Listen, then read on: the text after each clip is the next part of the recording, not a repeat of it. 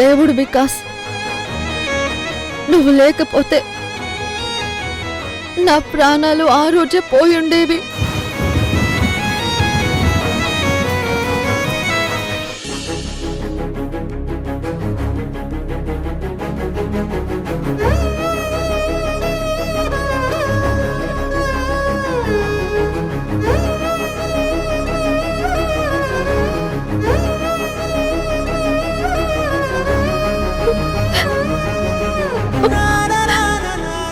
నువ్వు చెప్పింది విన్నాక నాకు చాలా బాధగా అనిపించింది. నువ్వు నీ జీవితంలో ఇద్దరిని గాఢంగా ప్రేమించావు. అందులో ఒకరు మీ అన్నయ్య అయితే రెండోవాడు గోపి. ఇద్దరిని నువ్వు తప్పకుండా కలుసుకుంటావు. ఇప్పుడేం చేస్తావు కాంతారా? ఏం చెయ్యాలో తెలియడం లేదు. చావో బ్రతుకో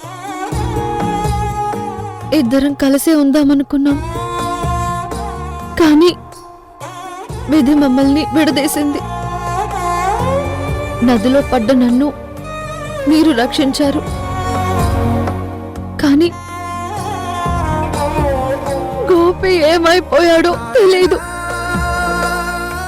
ఇప్పుడు నా జీవితానికి ఒక అర్థం లేకుండా పోయింది. మా అన్నయ్య గోపి నాకు రెండు కళ్ళు. ఇప్పుడు గోపి నీళ్ళల్లో కొట్టుకుపోయాడు. మా అన్నయ్యని వదిన ఏం చేసిందో తెలియదు. వాళ్ళ కోసం ఎక్కడ వెతకాలో తెలియదు.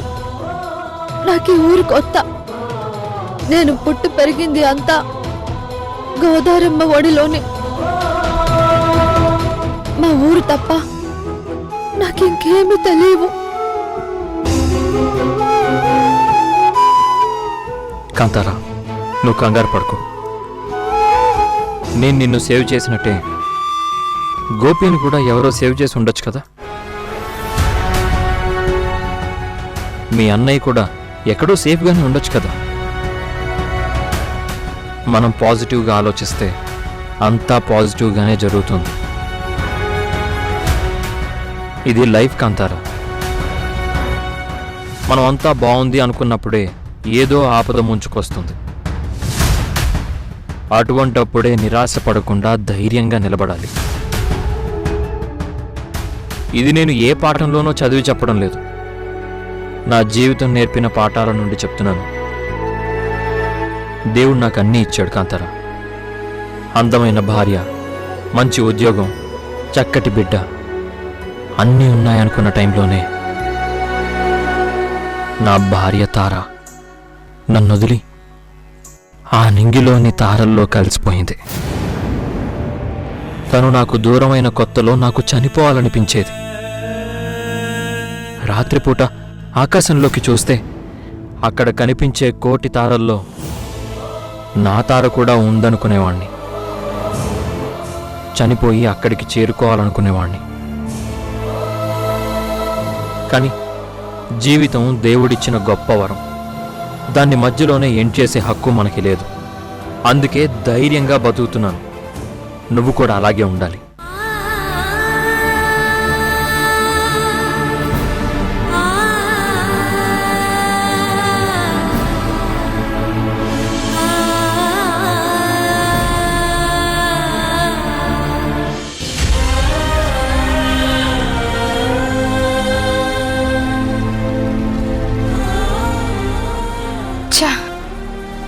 తార సంగతి తెలుసుండి కూడా తొందరపడ్డాను.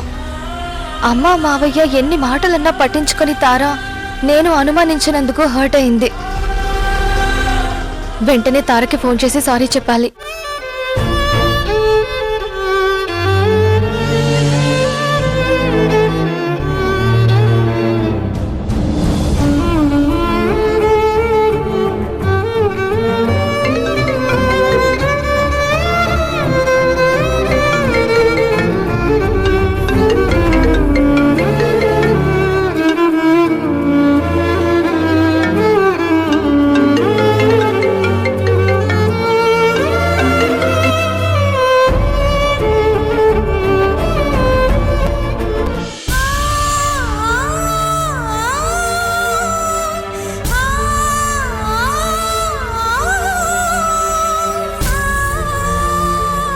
వికాస్, నేను ఇక్కడ ఉండడానికి కారణం నువ్వు.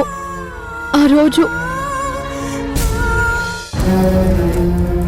కాంతారా, నేను నిన్నొక సహాయం అడగాలనుకుంటున్నాను, చేస్తావా? అలా అడుగుతావేంటి వికాస్? దేవుడు కూడా అడిగితేనే వరం ఇస్తాడు. నువ్వు అడగకుండానే నాకెన్నో వరాలిచ్చావు. ఏ చదువు లేని నాకు చదువు చెప్పించావు. ఉద్యోగం చేయగలిగే స్థాయికి తీసుకొచ్చావు.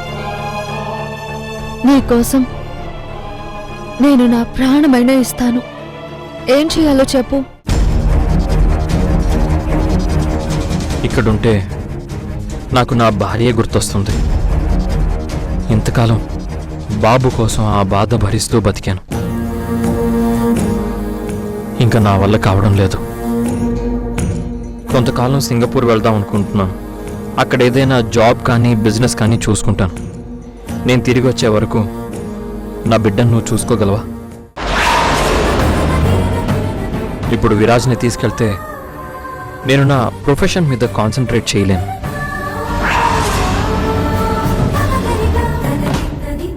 సరే వికాస్, నువ్వు వచ్చే వరకు బాబుని నేను చూసుకుంటాను. కాంతారా, ఇక్కడ నీకు విషయం చెప్పాలి. నేను వచ్చే వరకు నువ్వు విరాజ్కి తల్లిగా, నాకు భార్యగా నటించాలి.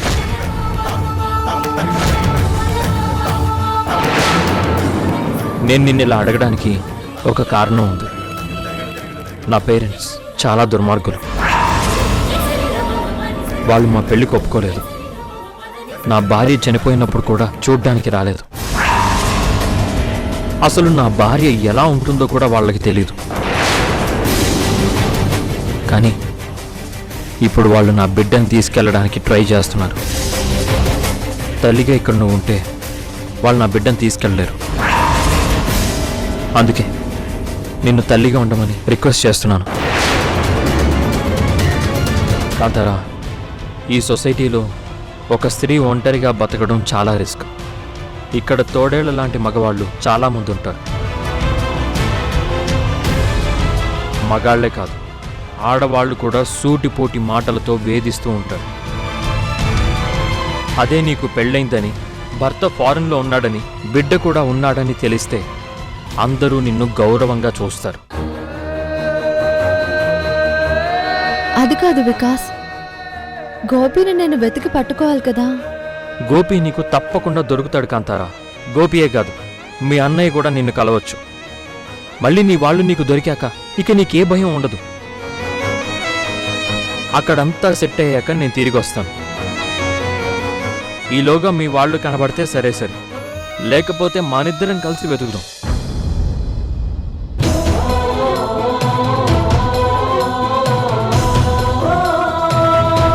వికాస్, గోపిని మళ్ళీ మామూలు మనిషిని చేయడం కోసం డాక్టర్ చెప్పింది నేను చేశాను. డాక్టరే కాదు, నువ్వు కూడా ఎన్నో సలహాలు ఇచ్చావు. కానీ ఎన్ని చేసినా గోపి నార్మల్ కాలేదు. నాకు అదే బాధగా ఉంది.